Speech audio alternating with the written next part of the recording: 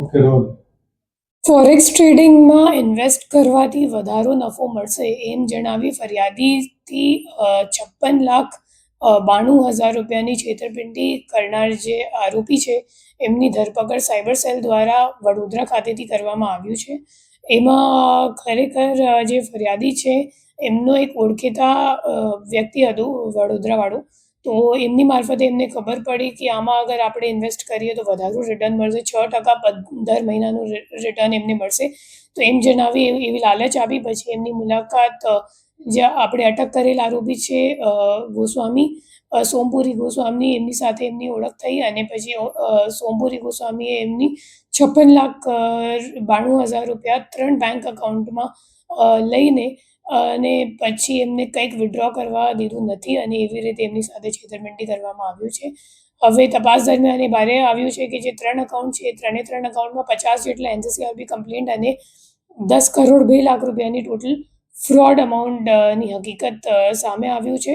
અને એના સિવાય જે નાસ્તા ફરતા આરોપીઓ છે એમાં જે મુખ્ય આરોપી છે લવીશ ચૌધરી, એમને ઉપર ઓલરેડી એક ઈડીનો ગયા વર્ષમાં મોટું કેસ કરવામાં આવ્યું હતું જેમાં 400 કરોડ રૂપિયા ઈડી દ્વારા ફ્રીઝ કરવામાં આવ્યું છે.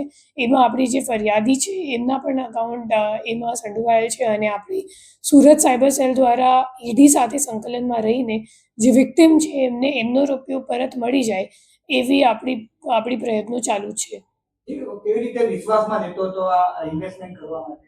એ લોકો મોટી મોટી ઇવેન્ટ ઓર્ગેનાઇઝ કરતા હતા, જેમ કે આપણે જે ધરપકડ કરેલ આરોપી છે સોમપુરી ગોસ્વામી, એમની આપણે ટ્રાવેલ હિસ્ટ્રી કઢાવી તો ખબર પડી કે કુલ 18 જેટલું પ્રવાસ એમને બેંકોક અને દુબઈ ખાતે કર્યું છે. એ લોકો અબુધાબીમાં પણ મોટી રીતે ઇવેન્ટ કરતા હતા. જે લવીશ ચૌધરી છે એ હાલ પણ દુબઈમાં જ છે અને એ મોટી રીતે એ લોકો 25,000 28,000 એટલા લોકોને બોલાવતા હતા ઇન્ડિયાથી. એ લોકોને ટ્રાવેલ પણ કરાવતા હતા અને પછી મોટી મોટી ઇવેન્ટ રાખીને લોકોને લાલચ આપતા હતા. પછી લોકોને એમ ડિસઇલ્યુઝન જેવું થઈ જતું હતું કે ખરેખર મને આટલું નફો મળી જશે.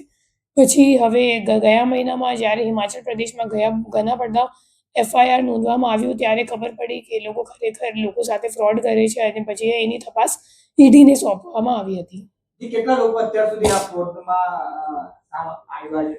તો આપણી પાસે જે એક જ વિક્ટિમ આવ્યા છે એમની જે 3 એકાઉન્ટમાં પૈસા ગયા છે એ 3 એકાઉન્ટમાં 50 જેટલા એનસીસીઆરપી કમ્પ્લેન્ટ નોંધાયેલ છે અને 10 કરોડ જેટલાની ફ્રોડ આપણા કેસમાં સામે આવ્યું છે. એમ આપણે ઈડીની અગર તપાસ જોઈએ, કેમ કે જે મુખ્ય આરોપી છે એ સેમ છે લવીશ ચૌધરી નામનું, અને એમને વિરુદ્ધ રેડ કોર્નર નોટિસ પણ જાહેર કરવામાં આવી ગયું છે.